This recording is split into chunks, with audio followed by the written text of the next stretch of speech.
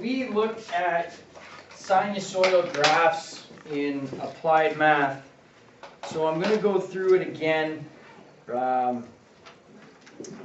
and just discuss how we come up with the sinusoidal graph and what it looks like. So, okay, so when we talked about it in applied, we talked about it being a periodic function, meaning that it repeats itself, right? It just keeps going on forever. Now a sine graph looks something like this. And then it just keeps going and repeats itself. Okay? So where the values come from that we need to graph it comes from the unit circle.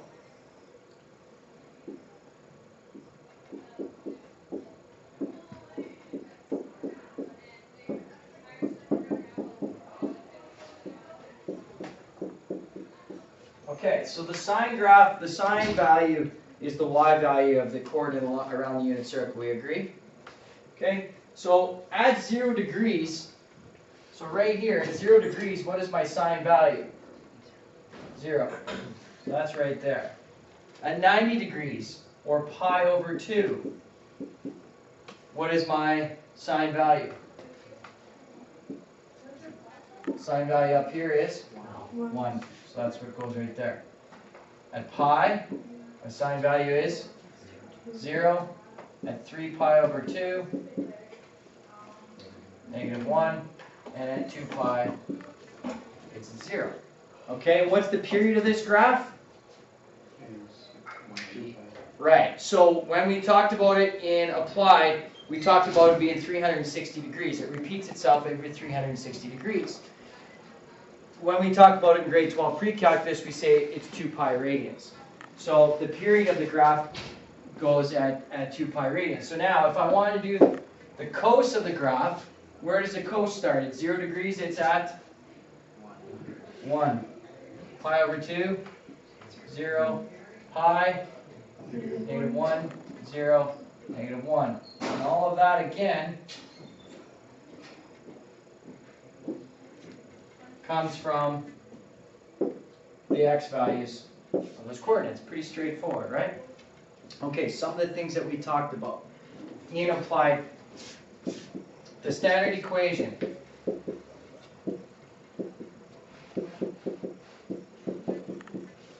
Okay, so the standard equation, what did A do to the graph? Stretched it vertically.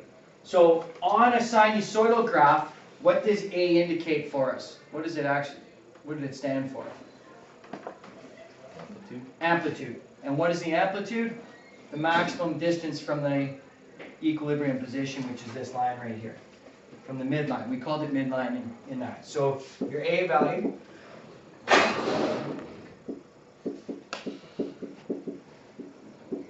is your amplitude. Okay? What did B value help do? Period. Right?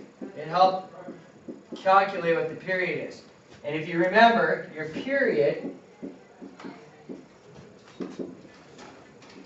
was found by taking 360 or 2 pi over B. So whatever that B value was, I divided it into 2 pi, and that's what the period became. The C value, what did it do? Moved it left or right, phase shift, good.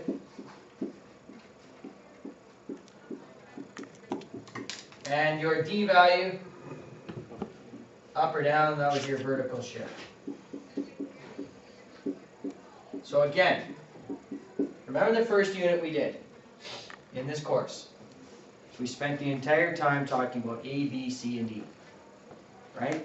And I said, it is going to continue to come back, come back, come back. So here we do trig graphs, trig equations, same thing.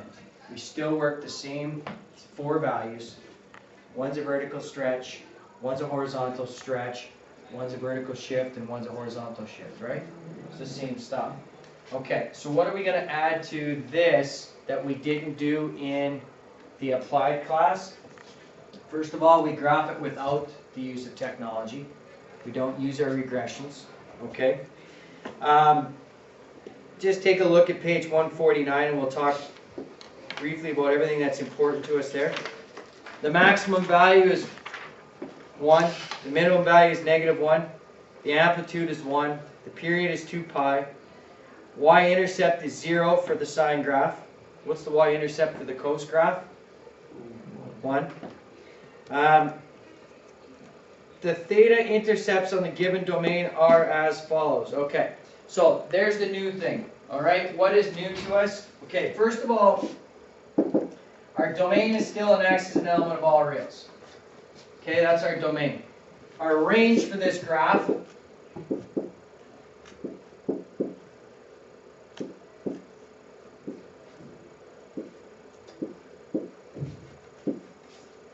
y is less than, -1 is less than y is less than or equal to 1, right? That's our range, so it goes from -1 to 1. Okay? The zeros. Now this becomes important. What value on the sine graph is y equaling 0? Where do they occur? 0, pi, 2 pi. Okay, so let's list some of them. 0, pi, 2 pi. 3 pi, 4 pi. Right. So you would say then, and we would actually go backwards as well, right? Negative pi, negative 2 pi, negative 3 pi. Okay, so what's new that we have now learned is how could I write this and say that it's all of those to infinity? There's an infinite amount of them. So how would I write it? Well, I would write it like this.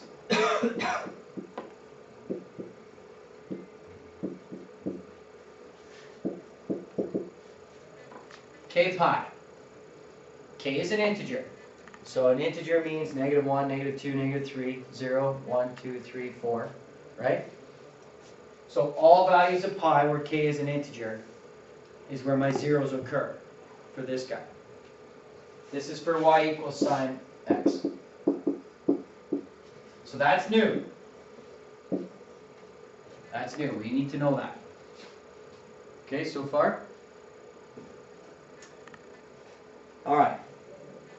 For y equals cos x, is there a change in your domain or your range? For y equals cos x. Is my domain still x an element of all reals? Yeah. For cos? Yeah? Is my range still -1 to 1? Yeah? That doesn't change, right? So what's the only thing that changes? Where my zeros are. Where do the zeros occur for cos x? Half of my own. Yeah, okay, well done. So where? Pi over 2, right? 3 pi over 2. 5 pi over 2.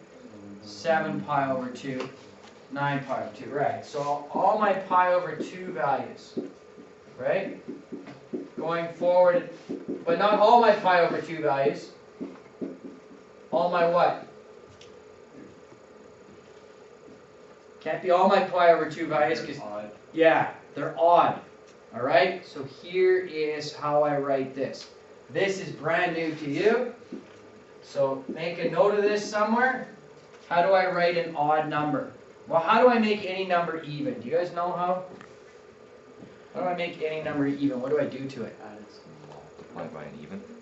What's that? Multiply by an even. Okay, so multiply by 2. Let's go with that. All right, even number is right. Any even number. But then how would I make that number odd then and guarantee that it's odd?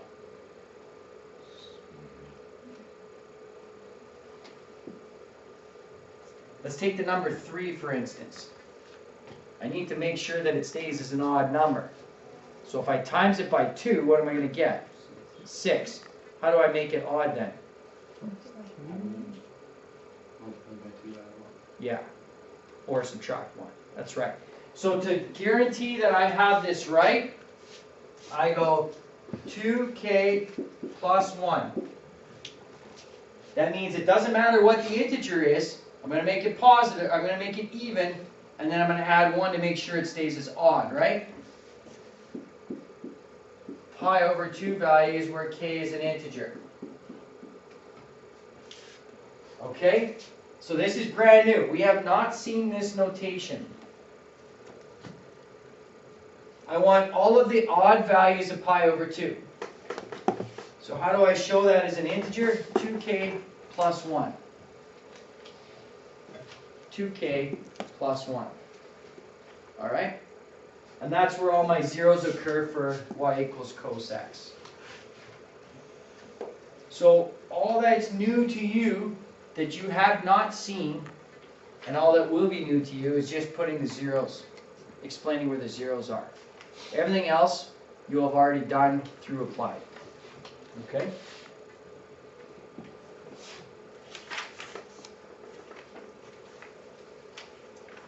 Working example 1, it just wants you to graph them, which is fine. Let's just look at working example 2. Alright. Working example 2 gives us this equation. Y equals sine 3 theta. Alright. What's my a value? Let's work through the blanks there. Okay, fill in your blanks, please. So I've got, now consider the function y equals sine 3 theta. What is the amplitude? 1. My a value is still 1. What is the maximum value of y equals sine 3 theta? What is it? 1. Doesn't change, does it? What's the minimum value? Negative 1. What is the period of this now?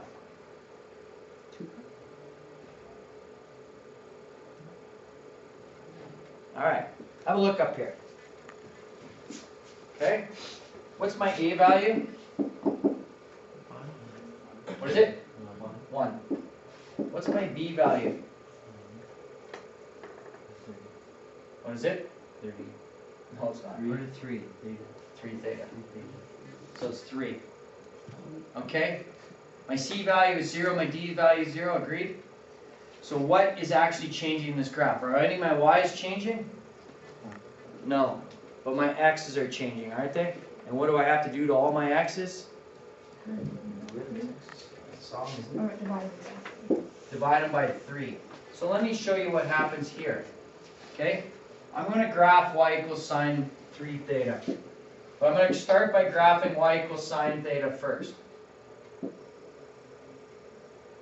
So I have pi over 2, pi, 3 pi over 2, and 2 pi. Agreed? In all of the graphs that we've done so far this year, what have I done with the b value? What does the b value do to my graph? What do I have to do to change my graph? 2 pi divided by 3. Okay, so that's going to give me the period. So I have one of two choices. I either divide all my x value by 3 or times all my x values by 1/3, right? So let's times all my x values by 1/3 to see what happens here. So my new period is 2 pi over 3. That's going to be pi over 2. That's going to be pi over 3. And this is going to be pi over 6. So I times that by 1/3, times that by 1/3, times that by 1/3, and times that by 1/3. What is my new period of this graph then? 2 pi over 3. So there's your answer. And it shows it to you. It is 2 pi over your b value, or 2 pi over 3. So far, so good? Okay. Looking at this graph now. Looking at this graph. Now remember, the red is the actual new graph. The red is this. Okay? This is that. So we got that, right? So the red is that. Where are my x-intercepts occurring now? 2 pi over 3, pi, 4 pi over 3. So every what? Pi over 3. Every pi over 3. So to write that, my x or my theta, sorry. You're using thetas. That's important. Don't get that mixed up. When they use theta, make sure you're theta. Okay? Is all my k pi over 3 graphs where k is an integer. Again, new script to you. New script. Okay? K pi over 3.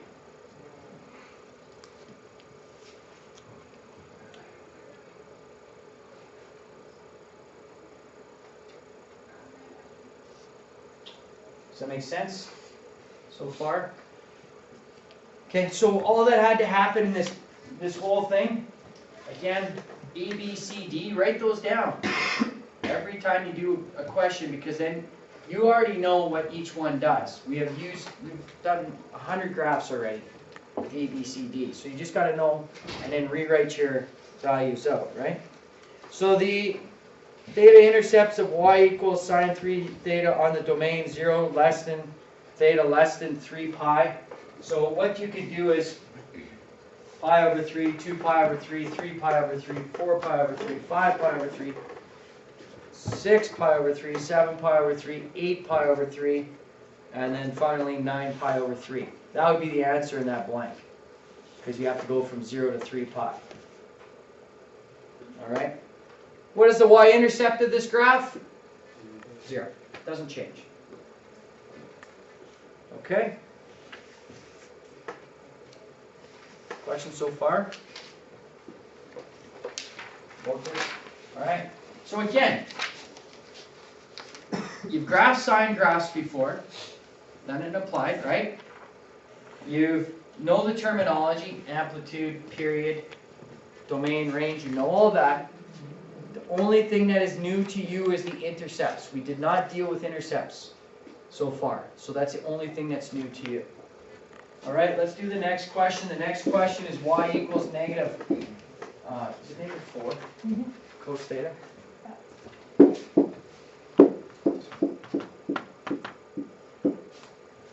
Negative 4 cos theta. Okay? So the first thing I suggest you do is this. What is A? Negative 4. Negative 4. B? 1. Pardon me? 1. 1. C? 1. No. 0 and 0. Okay? Because it's multiply in front of the theta, that means that that value is a 1, because if it's not there, it's a 1. But C and D are zeros unless they're inside the brackets or adding or subtracting. Okay, so first thing I'm going to do then, let's graph y equals cos theta.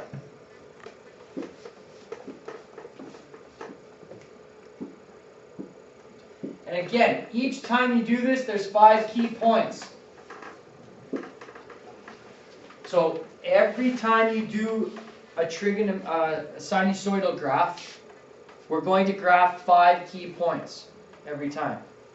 And all I'm doing is following my unit circle. All right. So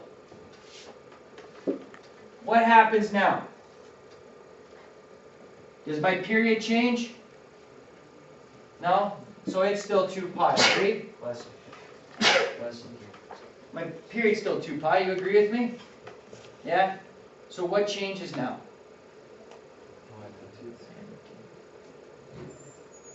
What does the A do to the graph? Maximum's 4 and minimum's amplitude's 4.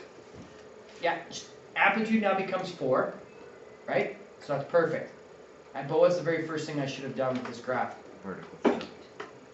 Vertical flip over the x-axis, right? So this graph now looks like this. Like that. Right? And then all I have to do at that point, Jake, that. Like you said. I'm done. Okay? What's the maximum value in this graph? 4. Minimum value? Negative 4. Amplitude? 4. Period? 2 pi. x-intercepts. Where do they occur?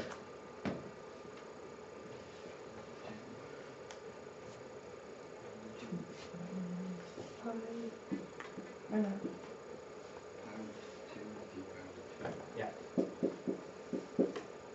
How did I write that again? Theta equals K pi plus 1. 2k plus 1. 2. That makes it odd. Makes it an odd integer every time. Pi over 2, where k is an integer. Again, that's the part that should be the struggle, because you haven't done that yet.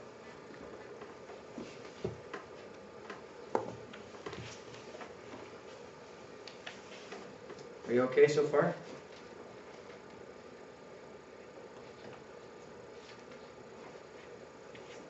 So you would only put that in if it asks you what's the intercept, the x-intercept. Yeah. Okay. Not for your domain.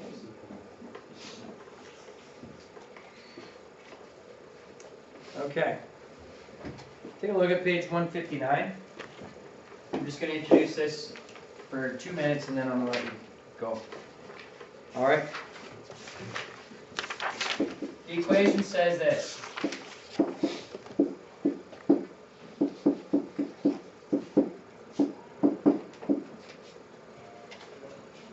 Okay? So what's the first thing that I should do that makes life easier for me? A, B, C, D.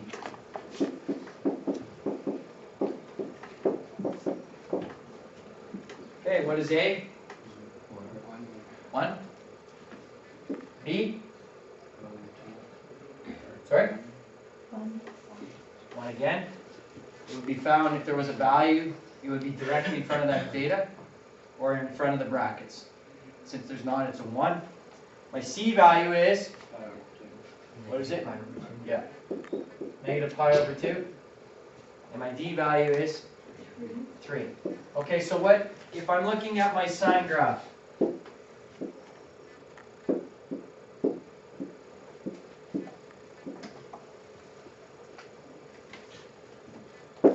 just tell me what the shifts are.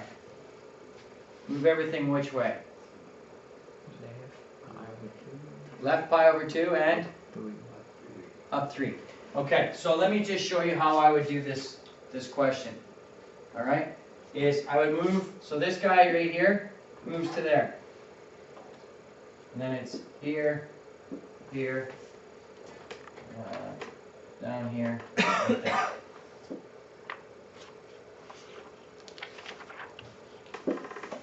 So there's my left pi over 2. Okay so far? And then what happens to the whole graph? Moves my axis, my midline moves where? Up 3. So I'm just going to place a 3 there. What does that make this right here? 4. 4. And down here? 2. 2. And I'm done. Okay? The hard part is that the horizontal shift. But the vertical shift, all I do is I just take my, and it's as if I make this axis my midline, and I just move it up and change the number. So it's pretty straightforward. So then, go ahead. We do that on the past, then it's good. Yeah. Yeah. Okay, when I get into all 4, when I have different values for all 4, I'll show you the process in which we go through it, because it's a little more complicated, but for right now, if you just have a left-right shift and an up-down shift, that's all I need, right there. Okay? It's no more difficult than that. All right? Okay, that's all I wanted to show you. You have the rest of today to work on 5.1.